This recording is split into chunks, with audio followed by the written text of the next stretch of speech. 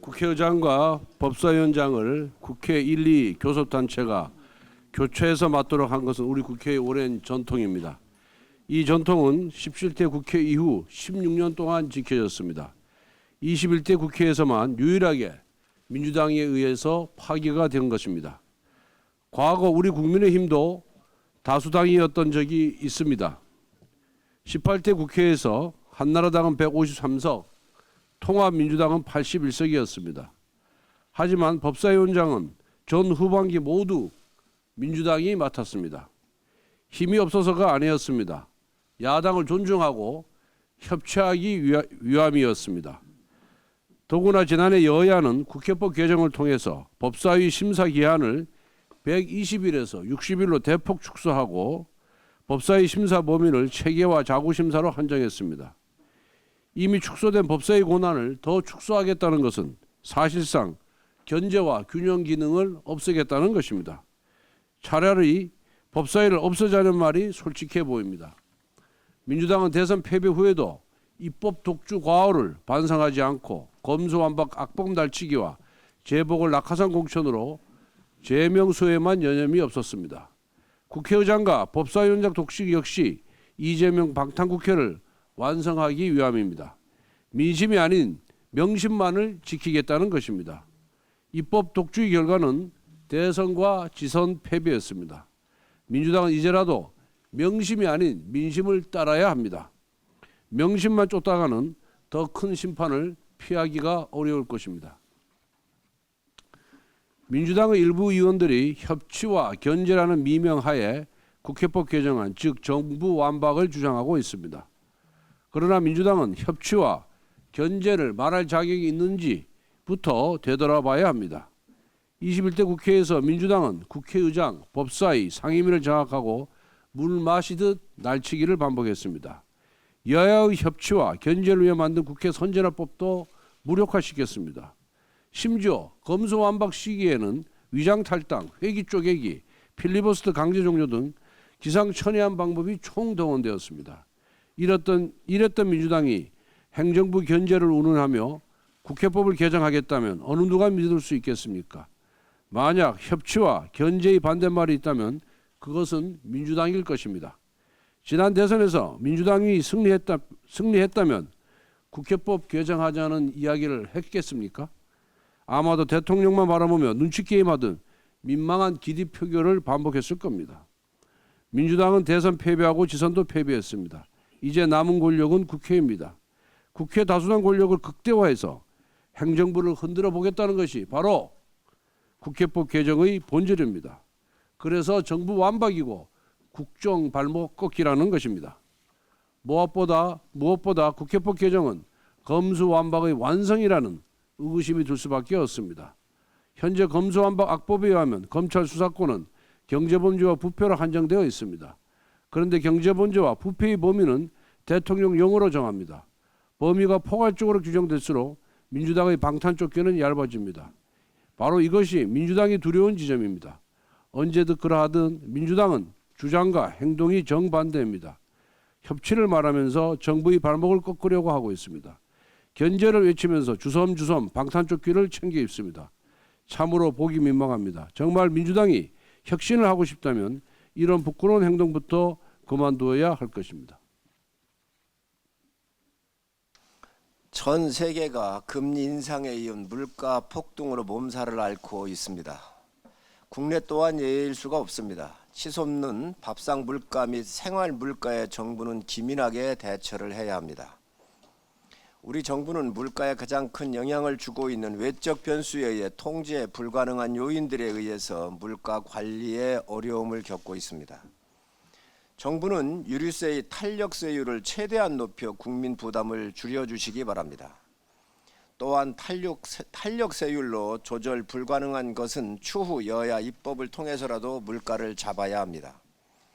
글로벌 인플레이션, 환율 상승 등으로 물가 압력이 심한 상황이니 밥상 물가, 원자재 가격 상승을 완화하기 위해 기획재정부가 중심이 되어 농림부, 해수부, 산업부 등과 협업하여 할당관세 대상 품목을 확대하고 세율도 낮추는 방안을 적극 검토해 주시기 바랍니다.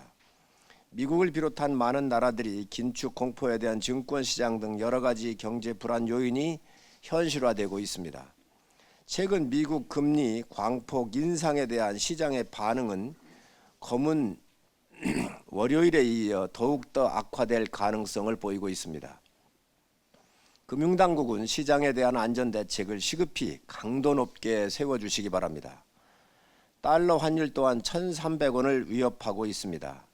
이 경우 시장은 위험 신호로 진입할 가능성이 있어 달러와 유출에 대한 불안감이 있을 수 있습니다. 이는 물가와 직접 관련이 있는 만큼 정부는 환율 대책 또한 만전을 기해 주시기 바랍니다. 미국의 10년물 국채금리가 3.4%까지 치솟았습니다.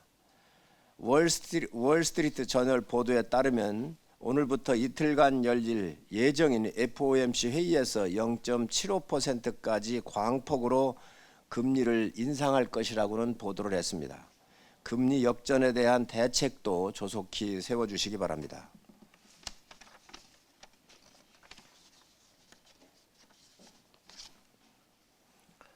문재인 정부 초기 산업부 산하 발전 공기업 기관장들의 사퇴를 강요한 혐의로 검찰이 백운규 전 장관에 대한 구속영장을 청구했습니다.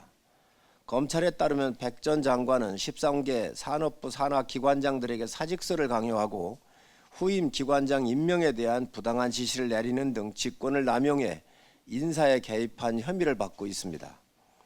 정권이 앞잡이가 되어 직권을 남용한 백 전 장관을 비판하지 않을 수 없지만 그보다는 장관에게 이런 일을 하도록 만든 문재인 대통령을 비롯한 민주당 정권 관계자들에게 더 큰 책임이 있다고 말할 수 있습니다. 그럼에도 불구하고 민주당은 반성은커녕 적반하장입니다.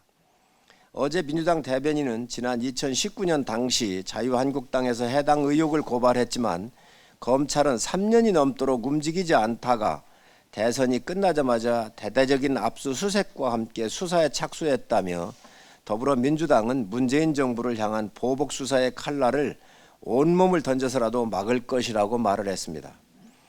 적폐청산 그리도 좋아하던 민주당 아닙니까? 우리 당이 지난 2019년 고발한 사건을 검찰이 문재인 정부 3년 동안 방치했던 것은 그만큼 친문 검사들의 패악질이 심각했다는 증거입니다. 윤석열 검찰총장 손발을 묶어놓고 쫓아낸 이유도 이 사건처럼 자기들을 비리를 수사 못하게 하려고 했던 것이 밝혀졌습니다. 자기들 정권 5년 내내 검찰을 협박해 두었던 자신들의 비리가 드러나기 시작하자 민주당이 보복수사 운운하며 뻔뻔하게 강변을 하고 있는 것입니다. 그러나 윤석열 정부는 전 정권이든 현 정권이든 권력자들이 비리에 대해서는 가차가 없을 것입니다. 수사기관은 거대 야당의 협박에 굴하지 말고 앞으로도 문재인 정부의 적폐청산 수사에 최선을 다해 주시기 바랍니다. 국민이 지켜보고 있습니다. 예산 편성권까지 강탈하겠다는 민주당의 독주에 대해서 한 말씀 드리겠습니다. 민주당이 나라의 곳간 열쇠까지 빼앗으려고 하고 있습니다. 예산안 편성 지침 단계부터 관여해서 사실상 예산안 편성에 공동으로 참여하도록 하는 내용의 국회법 개정안을 곧 발의할 예정이라고 합니다. 국가 예산은 정부에서 편성하고 국회에서 심의 의결하며 정부에서 집행한 후 국회가 다시 결산 심사를 하는 과정을 통해서 견제와 균형의 원리에 따라 움직이도록 설계되어 있습니다. 헌법 제54조에서도 국회의 역할을 국가 예산안의 심의 확정이라고 명시하고 있습니다. 그럼에도 불구하고 민주당은 일방적인 예산 편성권 강탈 법안을 이러한 견제와 균형을 무시하고 의석수만을 기준으로 모든 권한을 독점하겠다고 추진하고 있는 것입니다. 더욱이 민주당과 문재인 정부는 10회에 걸쳐서 150조 원이 넘는 습관적인 추경을 편성했고 지난 정부 또한 국가 채무가 400조 원 넘게 증가하였습니다. 이처럼 국가 재정 상황을 모르쇠로 일관하며 빚내어 쓰기 바쁘다가 여야가 바뀌자 국회 예산 심의권을 이야기하며 편성권 강탈을 시도하는 것은 민주당의 내로남불이 분야를 가리지 않고 있다는 반증입니다. 민주당은 법사위를 장악해서 민생 법안 통과를 틀어막으려 하고 있고 행정입법통제법으로 정부를 공박하고 있으며 예산 편성권을 강탈해서 새로 출범하는 윤석열 정부가 옴짝달싹 못하게 만들겠다는 시도가 아닌지 모르겠습니다. 민주당이 대선과 지선에서 나타난 민의를 무시하고 막무가내로 독주하는 것은 결국 또 다른 형태의 선거 불복이 아닌가 걱정이 됩니다. 민주당은 예산 편성권까지 강탈하겠다는 이러한 독주 시도를 즉각 중단해 주시기 바랍니다. 선걸 의원입니다. 최근 언론에 R의 공포라는 말이 자주 등장하고 있습니다. 여기서 R은 경기 침체를 뜻하는 영어의 리세션을 뜻하는 겁니다.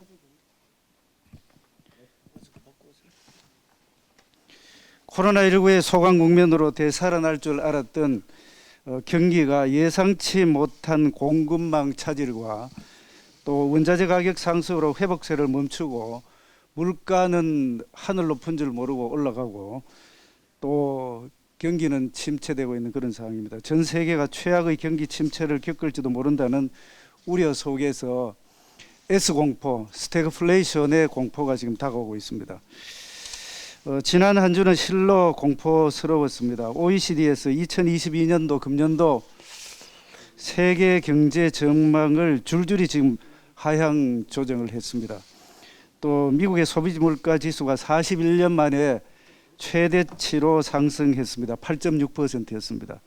미 연준이 빅스텝 0.5%포인트의 금리 인상 또는 0.75%의 자이언트 스텝이라고 할 수 있을 정도의 금리를 인상할 수 있다는 전망과 유럽연합이 11년 만에 금리 인상을 검토 중이라는 이런 소식으로 인해서 세계 증시와 가상 시장 이 모두 폭락을 하고 있는 그런 상태입니다. 국내 상황도 다르지 않습니다.